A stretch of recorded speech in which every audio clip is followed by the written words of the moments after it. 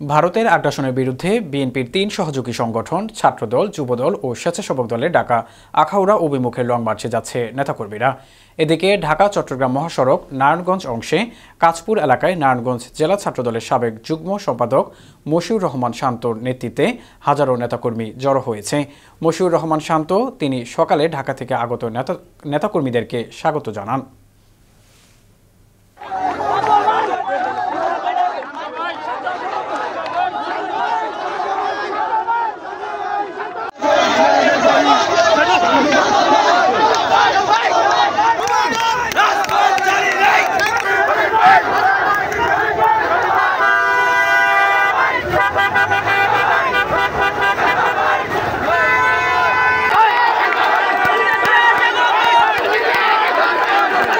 রাষ্ট্রপতি জিয়াউর রহমানের আদর্শ এবং আমাদের ভবিষ্যৎ রাষ্ট্রনায়ক দেশটার কার্যক্রমের অনুপ্রেরণায় এবং নির্দেশনায় আজকে ভারতীয় আধিপত্যের বিরুদ্ধে আমাদের এইটা একটা মৌন প্রতিবাদ এবং রাজপথে ভবিষ্যতে যদি আমরা যেভাবে স্বৈরশাসন আওয়ামী লীগ সরকারকে হটিয়েছি ইনশাআল্লাহ ভারতের বিরুদ্ধে আমরা সেভাবে দাঁড়িয়ে যাবো ইনশাআল্লাহ।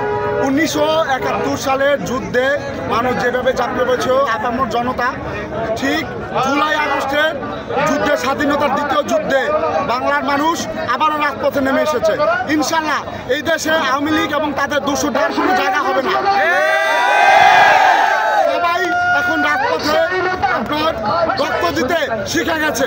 এই দেশে আর কখনো আওয়ামী লীগের ঠাঁই হবে না ইনশাআল্লাহ। যারা যুবদল রাজপথে ছিল সামনে থাকবে।